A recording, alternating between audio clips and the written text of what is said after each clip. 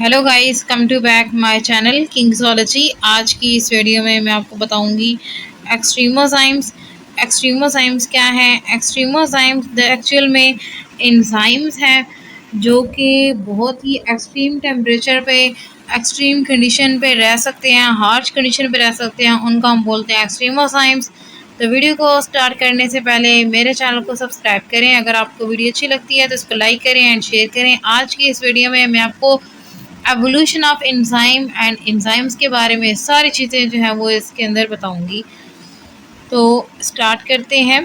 देखिए, सबसे पहले जो है ना, हम इसकी डेफिनेशन को डिस्कस करेंगे कि इसकी डेफिनेशन में क्या है। इसकी डेफिनेशन में सबसे इम्पोर्टेंट चीज़ ये है कि ये एक एंजाइम है, ठीक है, क्योंकि इसकी नेम पे ये लास्ट में आ गया है एंजाइम। तो ये एंजाइम है जो कि जो आर्चिया है उनसे लिए गए हैं।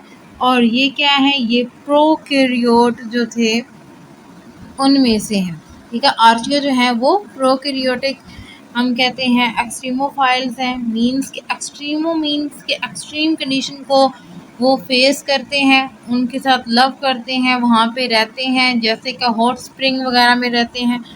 और ये क्या करते हैं, उस इतने हार्श इन्वायरमेंट के अंदर अपना जो फंक्शन होता है वो प्रॉपरली परफॉर्म करते हैं। तो ये हमारे लिए जो है ये बहुत ही ख़ास किस्म के हैं।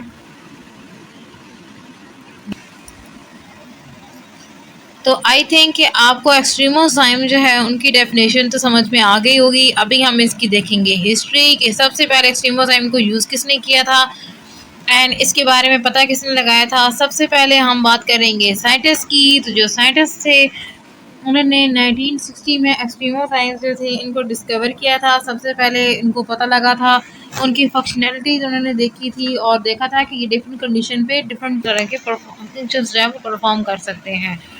और इनकी बहुत सारी प्रॉपर्टीज़ होती हैं जिसकी वजह से इनके जो हम कहते हैं इनके जो रिएक्शंस हैं वो कैटालिटिक हैं। तो अभी जो है यहाँ पे हम ये देखेंगे कि इनकी कैटालिटिक एक्टिविटी जो है वो किस कंडीशन पे थी और किस तरह से थी। अभी हम इनकी कुछ टाइप्स भी पढ़ेंगे। तो देखें, ये बहुत एफिशिएंट थे नेचर में और बहुत ही ज़्यादा इन्होंने काम किया है।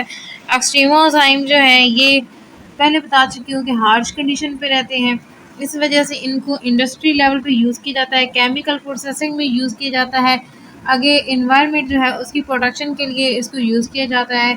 और ख़ास तौर पे जो है कार्ल शेटर, ठीक है, इसने इनको डिस्कवर किया था 1980 में। और इसने कहा था कि ये जो एंजाइम्स हैं ये रह सकते हैं एबनॉर्मल कंडीशंस पर। इसके बारे में इसने एक न्यू बात बताई थी। और साथ में जो है हम कहते हैं इसकी जो कोलीग्स थे, ठीक है, उन्होंने ऐसे ऑर्गेनिजम्स जो थे उनको डिस्कवर कर लिया था जिनके अंदर ये एंजाइम्स थे। देखिए, अब हम बात कर रहे हैं एंजाइम्स की। तो एंजाइम्स जो है, अगर ये प्रोकैरियोटिक सेल है, ठीक है, तो इसके अंदर वो एंजाइम्स रहेंगे, फॉर एग्जांपल इन एंजाइम्स को।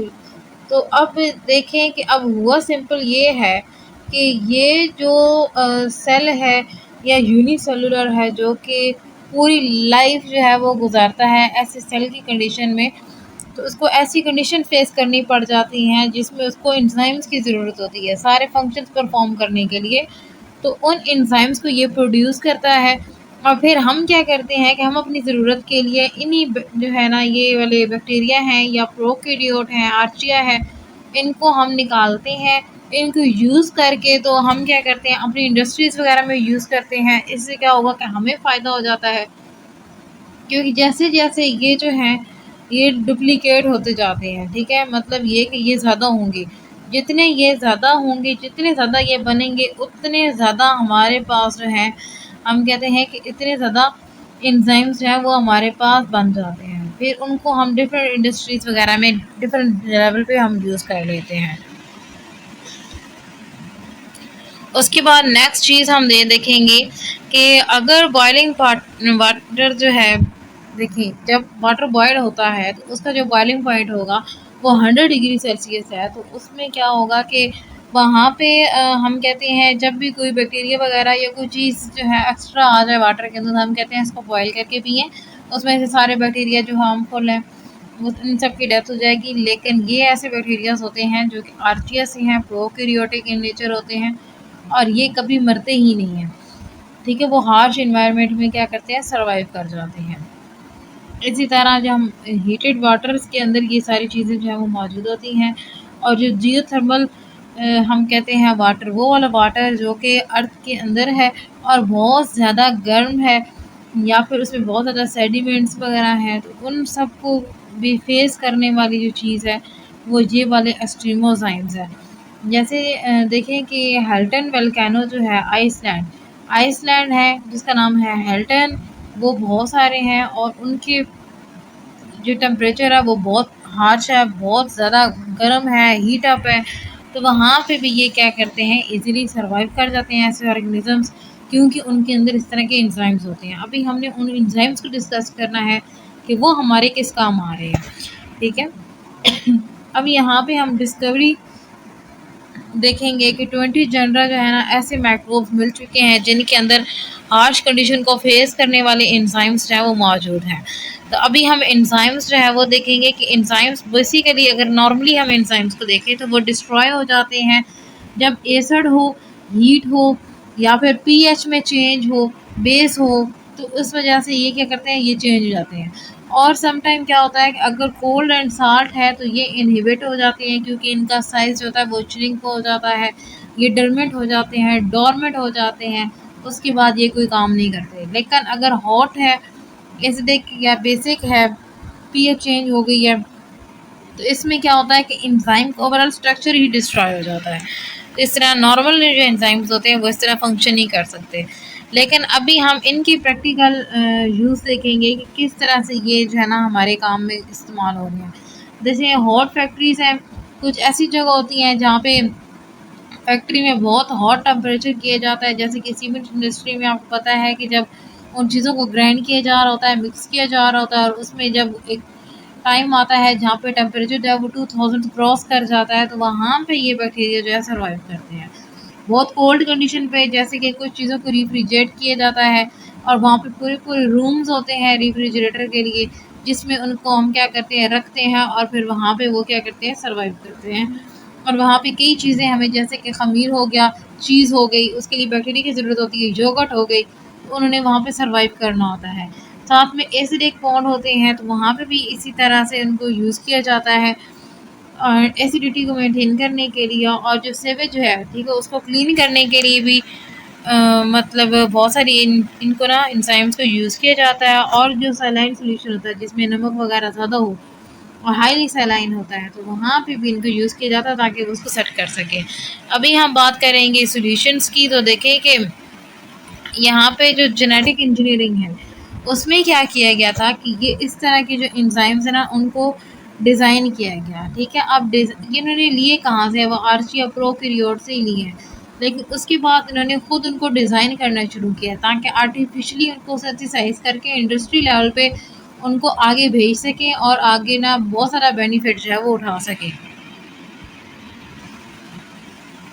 एंड यहाँ पे अभी हम देखेंगे हीट रेजिस्टेंस एंजाइम्स की, अगर देखा जाए तो ज़ाहिर सी बात है ये जो है हीट रेजिस्टिंग होंगे और कोई भी काम जो है वो नहीं करेंगे।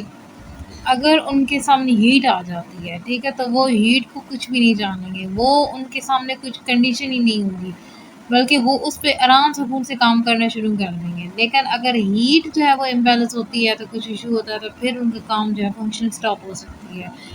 इसी तरह कुछ ऐसे भी बैक्टीरिया होते हैं जो कि एबल होते हैं, रेजिस्टेंस मेंटेन करते हैं एसिड को भी और अल्कली को भी और साल्ट को भी। एंड कुछ जो होते हैं वो लो टेम्परेचर पे सर्वाइव जो है ना वो इजीली कर सकते हैं।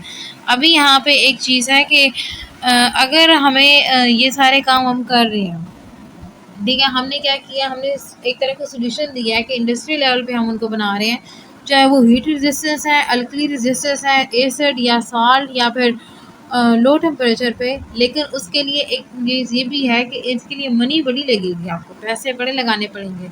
ज़ाहिर सी बात है, बैक्टीरिया को आप बहुत बड़े लेवल पे कल्चर कर रहे हो, बहुत बड़े लेवल पे उनको बना रहे हो, अब आपको वो ना खरबों की, मतलब मिलियंस बिलियंस में वो चाहिए, क्या, ताकि जितने वो ज़्यादा होंगे उतने ही ज़्यादा आपके पास एंजाइम ज़्यादा आ जाएंगे।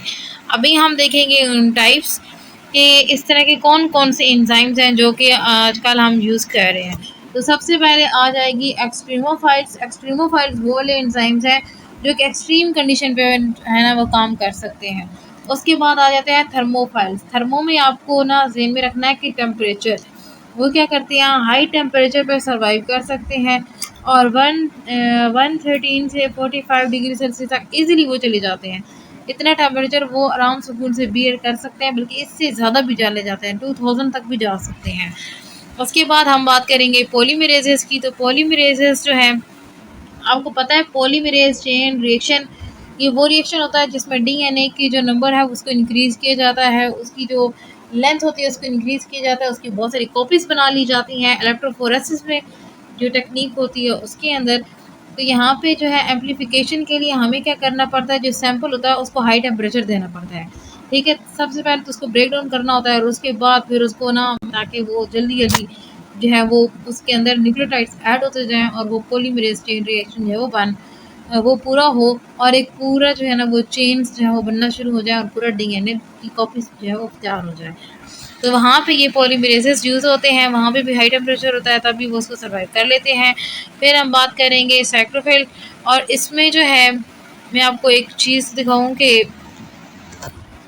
यहाँ पे जो है ना ये कोल्ड कंडीशन पे काम करने के काबिल होते हैं, यानी कि रेफ्रिजरेटर के अंदर भी ना ये फूड को सेव करते हैं, उसको बचाते हैं। आपको पता है कि ये जो हमारे पास जो मिल्क आ रहा होता है, ठीक है, जो हम चाहे वो ड्राई मिल्क है या वो दूसरा लिक्विड मिल्क है, तो उसके अंदर जो है ना एक लेयर लगी होती है, वो उसकी प्रोटेक्शन के लिए होती है। एंड सम टाइम क्या किया जाता है, उसके अंदर कुछ ऐसे बैक्टीरिया डाल दिए जाते हैं कि अगर वो हार्श टेम्परेचर पे जाए या इस तरह से, मतलब अब देखा जाए वो कार्टन में फिल करके उनको इधर से उधर गाड़ियों में भेजा जाता है इतने गर्म टेम्परेचर में, ठीक है, जितनी भी गर्मी हो फिर भी उनको मतलब भेजा जाता है जब दूर दराज एरियाज़ में, तो वो ख़राब नहीं होते क्योंकि उसके अंदर इस तरह के बैक्टीरिया वगैरह पहले से डाल दिए जाते हैं जो उसको ख़राब नहीं होने देते और उतने टेम्परेचर पे वो सर्वाइव कर जाते हैं।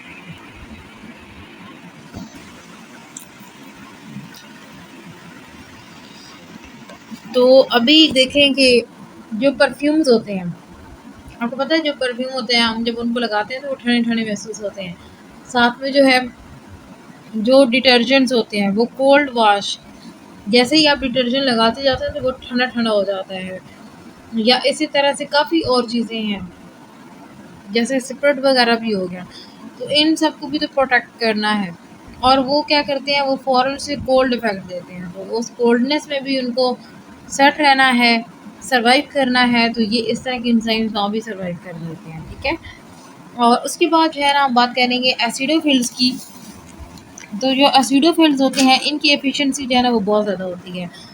ये क्या करते हैं कि एनिमल जो फीड होती है, ठीक है, उसको बहुत देर तक ये सेट करके रखते हैं। इसके अलावा ये जितने भी न्यूट्रिएंट्स होते हैं उनको एक्सट्रैक्ट करने में हमारी हेल्प करते हैं। ये लेस एक्सपेंसिव हैं, चीप हैं, आप इनको ईज़िली यूज़ कर सकते हो, जितना यूज़ करना चाहो, मोर एफिशिएंट है। उसके बाद अल्कलीफिल्स होते हैं, इसमें देखें कि यहाँ पे ये क्या करेंगे, जो सॉफ्टन फैब्रिक है, ठीक है, उसको रिलीज़ करते हैं और जो डाइज़ वगैरह होती हैं उनको सेट कर लेते हैं और ख़ास तौर पे ये काम कर रहे होते हैं प्रोटीन्स के अंदर और फैट्स के अंदर। ठीक है, जितनी भी अगर प्रोटीन है या फैट है उसके अंदर कोई ख़राबी है, किस तरह की कोई डाई वगैरह आ गया, तो ये क्या करेंगे, उसमें से वो चीज़ें निकाल देंगे, उसको सॉफ्ट करेंगे, नरम कर लेंगे ताकि वो हम ईज़िली जो है ना वो उसको खा सकें, एज़ अ फूड यूज़ कर सकें। उसके बाद हम बात करेंगे हैलोफाइल्स की। तो ये जो है ये साल्ट कंडीशन पे इजीली सर्वाइव करते हैं, ग्रो करते हैं और इनकी जो कंसंट्रेशन है, ठीक है, वो हाई साल्ट को इजीली बियर कर सकती है, बर्दाश्त कर सकती है। 25% जो साल्ट सॉल्यूशन होते हैं इसको तो वो इजीली टॉलरेट कर लेते हैं।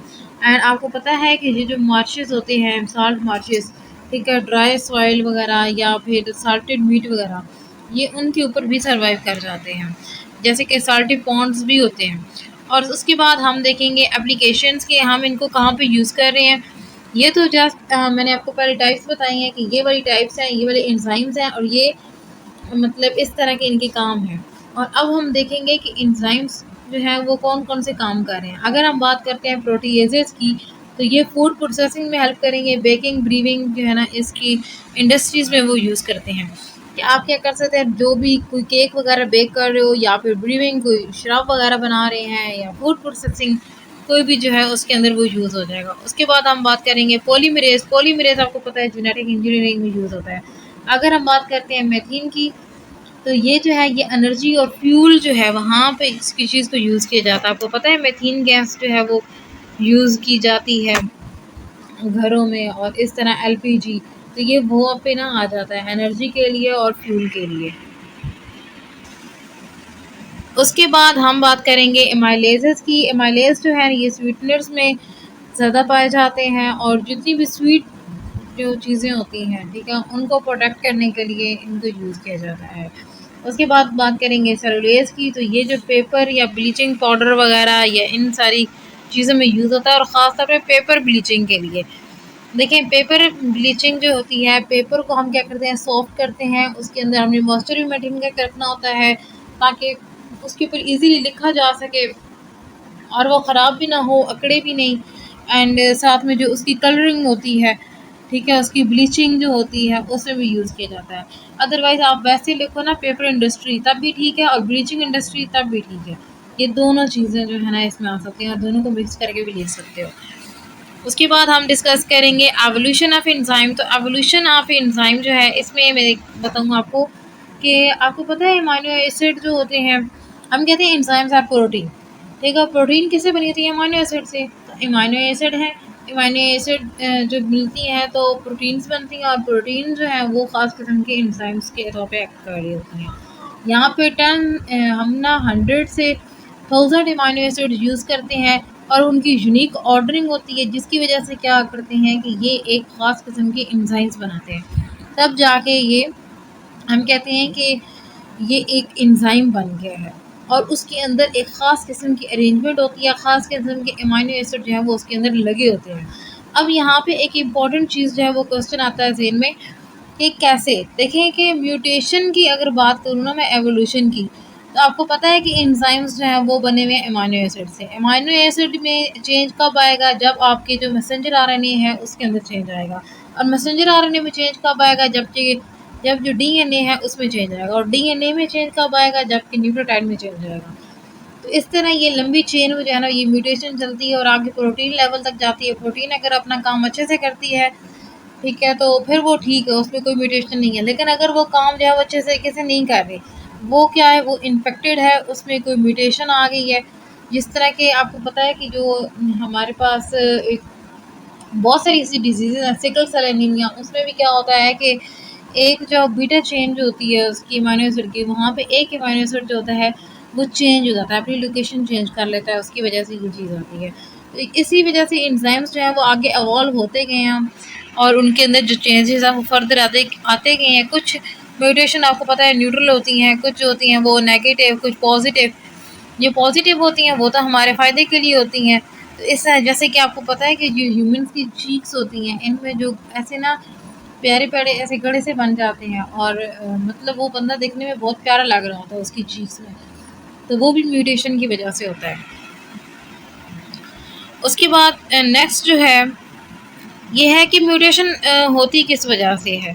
म्यूटेशन आपको पता है कि अगर कोई चीज़ डिलीट हो जाए, डुप्लीकेट हो जाए, इंसर्शन हो जाए या इन्वर्जन हो जाए। इंसर्शन मतलब कोई एडअप हो गई है, डुप्लीकेट मतलब डबल हो गई है, डिलीट मीन मतलब मुकम्मल तौर पे वहाँ से निकल गई है, और इन्वर्जन मीन अपनी लोकेशन चेंज कर गई है। तो इस वजह से क्या हो सकती है, म्यूटेशन हो सकती है।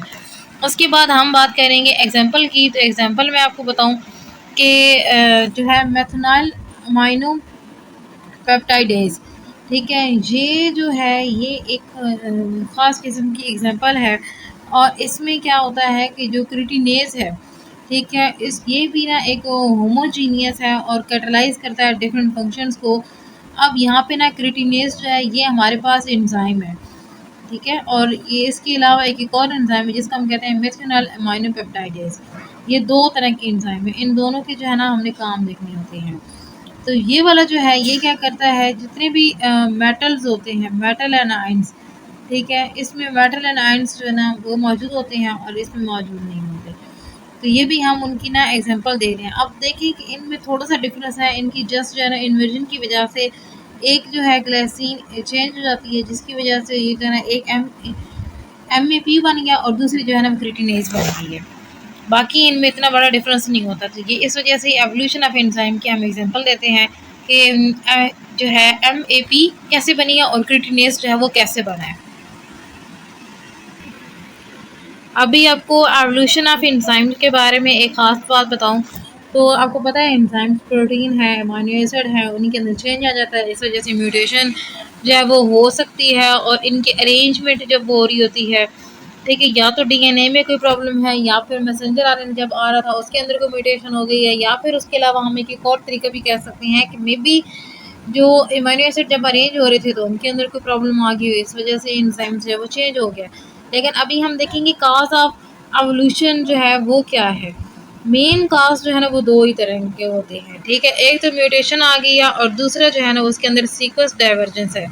म्यूटेशन में आपको बता चुकी हूँ, डिलीशन, इंसर्शन, डुप्लीकेशन, इन्वर्जन, ये सारा कुछ उसके अंदर आ रहा है। इसमें सिंपल क्या है कि जो स्ट्रक्चर है बेसिकली वो ही चेंज हो गया है, अमीनो एसिड चेंज हो गए हैं, जिसकी वजह से जो एंजाइम की एक्टिविटी है वो चेंज हो गई है, उसका जो फंक्शन है वो अब प्रॉपर नहीं रहा।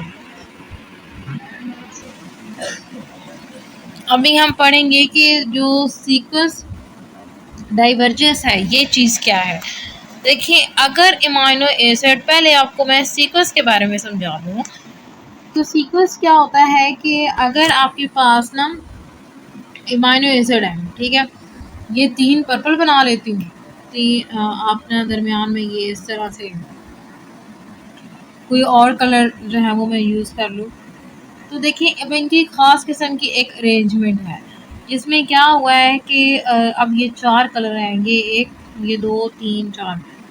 अब ये 4 कलर हैं, ठीक है। इन कलर्स में आप देखें कि ये जो पूरी अरेंजमेंट है, ठीक है, कि पहले नंबर पे जो है ना वो पर्पल लगेगा, उसके बाद ब्लू आएगा, उसके बाद फिर पर्पल आएगा, फिर ब्लू आएगा। तो ये एक सीक्वेंस है। जिस अब सीक्वेंस आपको समझ आ गई है, एक ऐसी चीज़ है जिसमें क्या होता है कि ये सारे के सारे जो है ना वो इसको बोलते हैं, ये क्या है, ये सीक्वेंस है। तो अभी हम ये देखेंगे कि सीक्वेंस डाइवर्जेंस एक्चुअल में होती क्या है। देखें, सीक्वेंस डाइवर्जेंस है ना, तो इसमें हमने ये देखना होता है कि अगर 2 स्पीशीज़ हैं, उनमें जो टोटल डाइवर्जेंस है वो कितनी है, कितनी जो स्पीशीज़ के दरमियान में कितना एंजाइम जो है वो स्प्लिट हुआ है और उसमें कितनी चेंजेस आई हैं। और ये बेसिकली चेंजेस आ कहाँ पे रही होती हैं, ये अलील लेवल पे आ रही होती हैं। और देखें कि मैं आपको एक चीज़ दिखाती हूँ। ये इस तरह से जो सीक्वेंस डाइवर्जेंस है ना वो थोड़ा इस तरह से आती है कि फॉर एग्जांपल आप ये समझ लें, ये एक जो है ना ये एक ऑर्गेनिज्म है, ठीक है, और दूसरा जो है उसको हम डिफरेंट कलर से शो कर लेते हैं। तो ये जो है ना ये दूसरा ऑर्गेनिज्म है। अब हुआ क्या कि अब इसके अंदर जो एंजाइम है और इसके अंदर जो एंजाइम है उनमें क्या है कि उनमें डिफरेंस होगा, ठीक है। फॉर एग्जांपल अगर इनके अंदर जो चेन है वो रेड वाली है, ठीक है, रेड वाली है, और उसके अंदर जो है ना वो हम कहते हैं कि ब्लैक स्पॉट है। मतलब ये कि इस तरह के अमीनो एसिड हैं जो कि रेड और जो है ना ये ब्लैक कलर शो कर रहे हैं। लेकिन जो है इसमें, ठीक है, तो वो पर्पल है और उनके अंदर भी क्या है वो ब्लैक कलर का जो है ना वो शो हो रहा है। इसका मतलब ये है कि दोनों में ब्लैक जो है वो सेम है, लेकिन एक में रेड है, एक में पर्पल है। इट्स मीन कि यहाँ पे डाइवर्जेंस हो गई है कि इसके अंदर जो है ना वो स्पीशी थोड़ी और है और इसके अंदर जो है ना वो थोड़ी और हो गई है। मीन्स कि इन दोनों के एंजाइम्स जो है वो डिफरेंट हो गए हैं। तो इसको हम क्या बोलते हैं, ये क्या है, ये सीक्वेंस डाइवर्जेंस है। मीन्स कि जो सीक्वेंस था अमीनो एसिड का वो चेंज हो गया है, ठीक है। अब उसमें जो है वो एक तरफ रेड कलर आ रहा है, दूसरी तरफ जो है ना वो पर्पल कलर आ रहा है। तो इस तरह डाइवर्जेंस हुई है, चीज़ जो है वो थोड़ी चेंज हो गई है।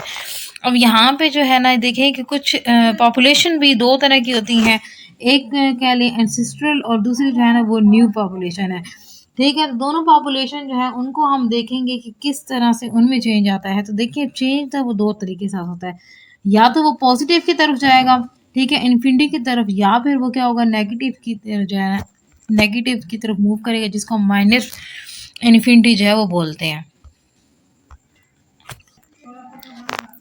और उसके बाद अभी हम देखेंगे कि एंजाइम्स का इंडस्ट्री लेवल पे क्या रोल है। देखें कि एंजाइम्स बहुत सारी इंडस्ट्रीज़ में यूज़ होते हैं, जैसे कि फूड इंडस्ट्री में सबसे ज़्यादा यूज़ होते हैं। और इसमें सबसे पहले आपको बताऊं कि जो शुगर है, स्टार्च है, कि मतलब देखिए अब होता, मैंने आपको बताया था कि चाहे वो अमीनो एसिड हो ठीक है, या फिर वो कोई प्रोटीन है या फिर कार्बोहाइड्रेट है, फैट्स हैं, उन्होंने आखिर में टूट के क्या बनाना है, उन्होंने ग्लूकोज़ बनाना है, शुगर ही बनानी है। तो शुगर को प्रोड्यूस करने के लिए चाहे वो स्टार्च का यूज़ करें, फैट्स का करें, जिस चीज़ का भी करें, तो वहाँ पे जो उस वक़्त ब्रेक डाउन होनी है, उसके लिए हमें एंजाइम्स चाहिए होंगे, जो उनको ब्रेक डाउन करेंगे फर्दर पीसेस में। और यहाँ पे जितनी बेबीज़ की जो फूड है, वो भी इसी तरीके से बनाई जाती है, और जो जूसेस वगैरह होते हैं, उनको भी इसी तरह से बनाया जाता है, और सेलुलोज़ एंजाइम्स जो हैं, वो यूज़ किए जाते हैं। ब्रीविंग इंडस्ट्री जो है, आपको पता है कि जितनी भी बियर जो है वो बनाई जाती है, उसमें भी एंजाइम्स का बहुत इम्पोर्टेंट रोल है। और यहाँ पे बहुत सारी मैशिंग स्टेजेस होती हैं, जिनको जिनके गुज़रने के बाद ही जाके ना एक बियर जो होती है वो एक लेवल की बियर तैयार होती है, और उसके लिए भी एंजाइम्स लगते हैं। और यहाँ पे क्या होता है कि चाहे वो स्टार्च है, प्रोटीन्स हैं, आपको पता है जो मतलब गंदे फ्रूट्स होते हैं, उनको क्या किया जाता है, उनको दबा दिया जाता है ज़मीन के अंदर, जिनकी वज़ह से उनका टेम्परेचर और प्रेशर उसको सेट किया जाता है। और उसके बाद क्या होता है कि फिर वो काफ़ी अरसे बाद 6-7 महीने बाद उसको जब निकाला जाता है, तो वो एक बीयर बन जाती है। तो इस तरह से जो है ना, हम कहते हैं कि जो शराब होती है वो बनती है। और उसमें आपको पता है कि बहुत सारे होंगे, स्टार्च होगा, बहुत सारी प्रोटीन्स होंगी, बहुत सारे कार्बोहाइड्रेट्स होंगे। वो सारे मतलब एक तरह का उनके स्ट्रक्चर्स वग़ैरह ख़राब हुए हुए होते हैं, तो फिर वो उनके अरेंजमेंट करना और वो जो सारी सेटिंग है, वो सारी वहाँ पे एंजाइम्स कर रहे होते हैं। तो इस वज़ह से हम कहते हैं कि जो बियर इंडस्ट्री है, वहाँ पे सबसे ज़्यादा जो है ना, वो यही चीज़ यूज़ होती है। इसमें वो क्या किया जाता है, डिग्रेड किया जाता है स्टार्च, प्रोटीन वग़ैरह को, ताकि सिंपल शुगर जो है ना, वो बनाए जाएँ। उसके बाद डेयरी इंडस्ट्री आ जाती है। डेयरी आपको पता है कि कौन-सी है, जिसमें हम बात करते हैं मिल्क की, ठीक है? चाहे वो ड्राई मिल्क है या लिक्विड मिल्क है, या योगर्ट है, आइसक्रीम है, चीज़ है, या फिर जितनी भी कोई चॉकलेट्स वगैरह हैं, तो वो सारी जो है ना, इसके अंदर हो रही होती हैं, और यहाँ पे लाइपेज़ेज़ एंजाइम्स जो हैं वो यूज़ होते हैं। उसके बाद हम बात करेंगे मीट एंड राइस। मीन के जो मीट होता है, आपको पता है कि जो पेप्सिन, PEP है, ठीक है? ये यहाँ पे स्पेलिंग मिस्टेक है। तो ये क्या करते हैं, मीट को सॉफ्ट कर लिया जाता है, ताकि वो कुक करने में जो है ना, हमें आसानी हो जाए। उसके बाद जो है स्टार्च इंडस्ट्री, ठीक है? इसको देखेंगे तो इसमें एमाइलेजेस एंजाइम्स जो हैं वो यूज़ होते हैं। वही स्टार्च को ब्रेक डाउन करके ग्लूकोज़ में कन्वर्ट कर लिया जाता है, और बहुत सारे सिरप बनाए जाते हैं। चाहे वो देखें, आपको पता है कि जो भी मेडिसिन्स बन रही होती हैं, मेडिसिन्स की इंडस्ट्रीज़, वहाँ पे भी यही चीज़ यूज़ हो रही होती है। आप कहते हैं ना कि ये सिरप जो है ये मीठा है, तो उसमें शुगर डाले होते हैं। तो जैसे कि कालपोल बच्चों वाला जो होता है वो बहुत मीठा होता है, मैं तो बचपन में बहुत पीती थी। तो वो जो चीज़ है, ठीक है? वहाँ पे भी ना ये चीज़ यूज़ हो रही होती है। स्टार्च को ब्रेक डाउन करके ग्लूकोज़ बनाया जाता है। उसको सिरप को थोड़ा मीठा बनाया जाता है, ताकि उसको पीने में आसानी हो। और इसके अलावा पेपर इंडस्ट्री में आपको कई दफ़ा बता चुकी हूँ कि पेपर्स में आपको पता है एमाइलेज़ हो गया, ठीक है? और ज़ेलिनेज़ हो गया, और इसके अलावा यहाँ पे जो है ना, सेलुलोज़, ये सारे के सारे यूज़ होते हैं। इसमें सबसे पहले तो अगर हम बात करते हैं एमाइलेज़ की, वो क्या करेगा, स्टार्च को डिग्रेड कर देगा। और सेलुलोज़ जो है ना, इसकी बात करें तो ये क्या करेगा, जो ब्लीच रिक्वायर्ड होती है, ठीक है? उसको यूज़ करेगा, और जो डिकलराइज़िंग है, उसमें हेल्प करेगा। मीन्स के जो पेपर होगा उसको वाइट बनाना है, उसको उसके अंदर जो इम्प्योरिटीज़ हैं, जो फ़िज़ूल कलर्स आ रहे हैं, उनको वहाँ से ख़त्म करना है, ठीक है? और साथ में जो है सेलुलोज़, इसमें क्या है कि ये क्या करता है, ये फाइबर को स्मूथ करता है, और वाटर ड्रेनेज जो है ना, उसको सेट करता है। जो इंक रिमूवल है, वो भी ईज़ी बनाता है। तो यहाँ पे जो लाइपेज़ है, वो उसकी जो पिच होगी, ठीक है? उसको रिड्यूस करेगा। देखिए, जब भी आप कोई पेपर लेते हो, कितना सॉफ्ट होता है, कितना सॉफ्ट से वो आगे-पीछे हो सकता है। लेकिन अगर आप उसके ऊपर पानी डालो, पानी डालने के बाद फिर आप उसको ना मतलब खुश्क करो, ड्राई कर लो। जब ड्राई करोगे तो वो अकड़ जाएगा, क्योंकि उसके अंदर जो पानी था वो भी साथ में उड़ जाएगा। तो ये पेपर जो इंडस्ट्री है, ये बड़ी ही ख़ास किस्म की इंडस्ट्री है, बड़ी टेक्निकल चीज़ें हैं इसके अंदर। मैं जब भी वीडियो बनाऊँगी पेपर इंडस्ट्री पे, उसमें सारी आपको मशीनरी वगैरह शो कराऊँगी, तो फिर आपको ये चीज़ ज़्यादा समझ आएगी, ज़्यादा क्लियर हो जाएगी।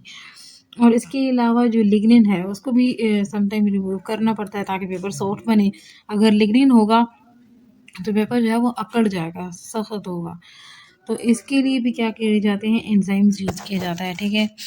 एंड यहाँ पे उसके बाद नेक्स्ट मैं बताऊँगी आपको कि ये बायोफ्यूल, कि कुछ ऐसी चीज़ें होती हैं जो फ्यूल के तौर पे यूज़ होती हैं और वो हैं बायो से रिलेटेड, जैसे कि सेलुलोज़।